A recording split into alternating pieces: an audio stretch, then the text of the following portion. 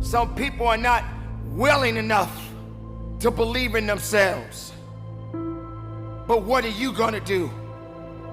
How will you make a difference? How will you stand? And how would you fight? There are many battles. Happy Monday, y'all. How are y'all doing? Happy to be given a word again today. I had to get some much needed rest. Today's word is very timely for myself, which is usually the case with most of these words. And I believe that it probably is the case for so many of us, what I'm about to talk about today, where we place on ourselves self-limiting beliefs.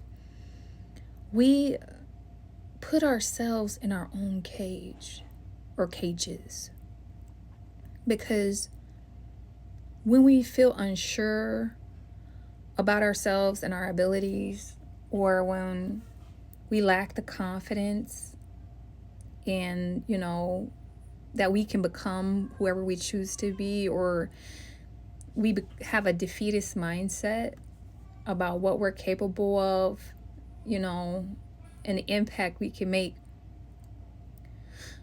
this can be a lifetime sentence. Dreams never realized, and I feel like that is what leads to so many people becoming so unhappy and not at peace, because when you settle for something less than what you dream, you're denying yourself beautiful gifts. You are denying yourself the ability to enjoy what you're doing in your everyday life. You are denying yourself the ability to play, really. One thing, y'all, when I went to Princeton, I made sure that I was very focused and I worked hard, but I played really hard too. And that was when the wonderful, passionate, entertainment, brilliant, vibrant Sadi would come forward.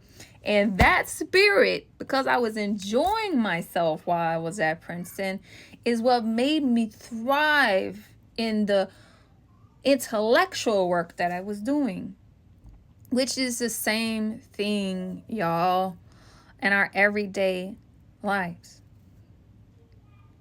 Which brings us to the word for today.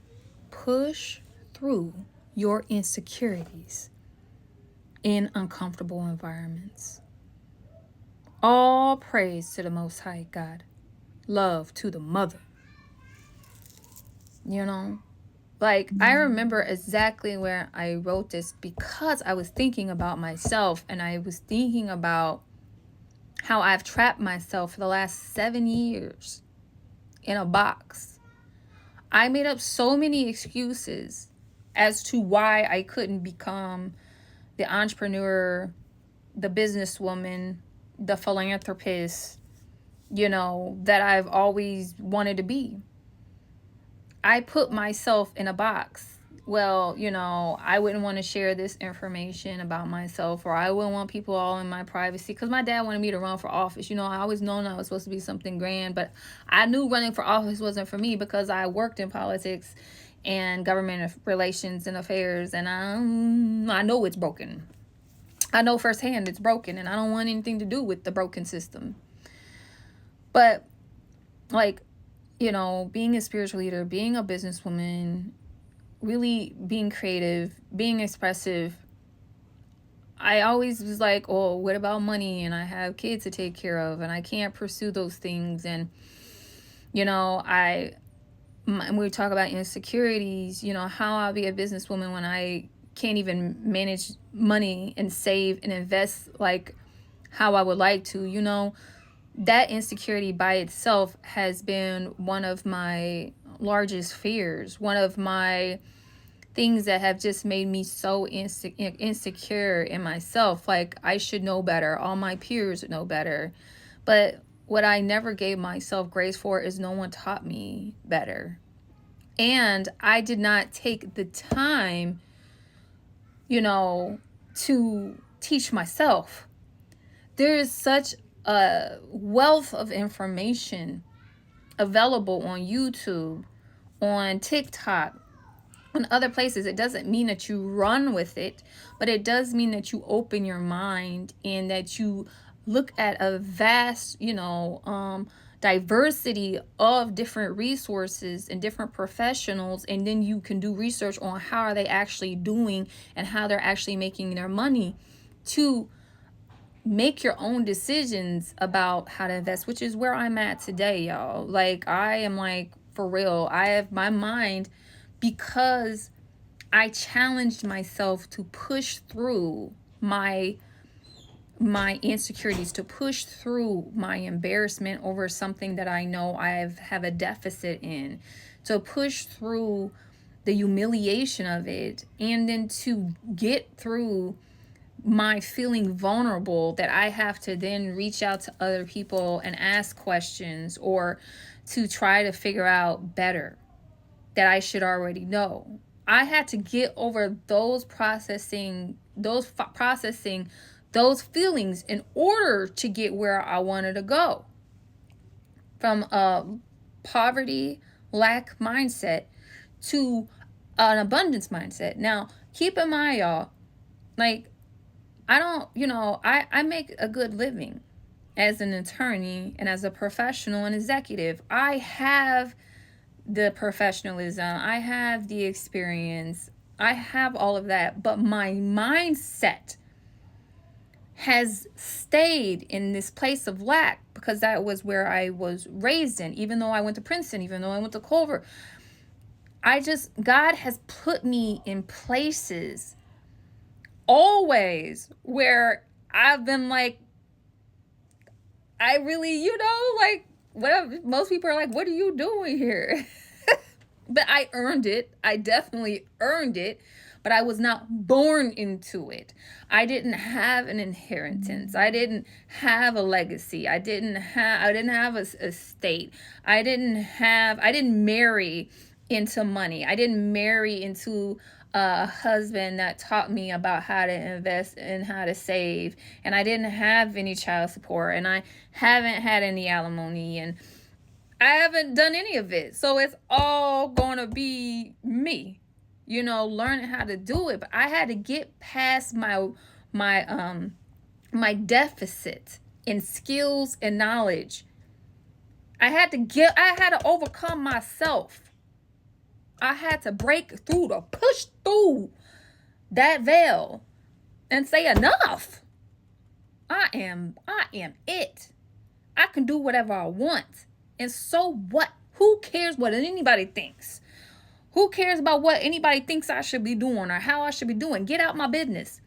It doesn't even matter anymore. What matters is that I have more than enough, and that I understand that. And that if I want to get that money, I'm going to go get that money the same way I have done everything in my entire life. And guess what? Yo, sis, I'm on the path to getting that money, whether it's through investing, whether it's through estate planning, or it's my businesses, and including my occupation now. I'm going to get that money to create generational wealth. I have made up my mind, and I am confident in my ability to be this person, to be a millionaire, to be a billionaire. I got it in my mind that that's what I'm going to do. And so I'm going to do it. Same thing when it comes to, equity and to finance and, anything business related for me. I've been an advocate, I have no shame. I have no problems when it comes to going in a room, sitting at a table with decision makers and driving the agenda. Never been a problem for me. What's been a problem for me is like equity, purchasing land, purchasing real estate. I have been challenged again because it's this lack mentality of what is possible, what is achievable for someone like me. And that whole mindset is why it was hard for me to push and to change, to break through my lack of knowledge, my lack of experience. It was my fear. But now I know I can own and do whatever I want as long as I am very intentional about building my credit, investing my money, saving my money, and making wise decisions. And here I am now. I know who I am and I know what I want to do. I know I'm a spiritual leader. I know I'm a writer. I've always been a great writer. I know that's who I am. I want to do TED Talks. I want to go talk to people. I want to go learn with people. I want to go to retreats. I want to go to Egypt. I want to do all these things. I know I want it. I ain't got the money to do it. So what am I going to do? In the past, the old Sadie, the old version of Sadie, would have been like, oh, well, I'm just going to keep on working. I'm going to keep on focusing on my family. I'm going to keep on doing the same old thing. That's just too much. You know, when am I going to find time to write? When am I going to find time to go to Egypt? Where am I going to get the money to go to Egypt? What, you know, it would have been all of these different things that would have circulated in my mind telling me why I couldn't do what I wanted to do. Because, again, these were uncomfortable areas of growth for me. Because I doubted my abilities to be successful, right? Will people want to read my books? Will people relate? How will it sell? But now I realize that none of that even matters, because the reason why I am about to write these books and the reason why I'm going to do the spiritual work and making these messages and anything else that I do is not because I want to make money, even though I will make money because I've made my decision that I will. That is not what's going to drive this expression. What is driving this expression is because it makes me happy. And because I have been called to do it. And because I am co-creating with God. I am co-creating with the Most High God. I got a message last week when I was at the Mayo Clinic. And it was, y'all, a very uncomfortable experience. I was getting a lumbar, which is a spinal tap. And the tech kept saying, because y'all, it was literally like she was having to align a needle in my back, which is very uncomfortable, okay? But it was like, in order for her to be able to pull my spinal fluid, she kept saying it was like splitting hairs. If she would go one way, I would feel it. If she would go another way, I would feel it. I had to be open to receiving. I had to be open to allowing her to sink with me straight down my spine in order for her to get the fluid. It went for 45 minutes. And it was when she told me to imagine running water and that I relaxed and I was open to sinking with her that she got the fluid. I know that's like too much information, but it's the best thing. And I'm going to do a word on it called splitting hairs. It's the same thing. God has so much planned for us in terms of our growth. But we have to be open to syncing with God, to co-create and to receive the guidance that God is going to give us. And it's a two-way conversation of co-creation with the Most High God. It's the way it works. So I don't know what the design is. I don't know what the process is going to be for me to become this writer, author. I know I'm going to start writing within the next month. I'm going to start planning out my books. I don't know the baby steps. I don't know the timing. I don't know if I'll ever get above 200 likes on a video. But guess what? None of that matters.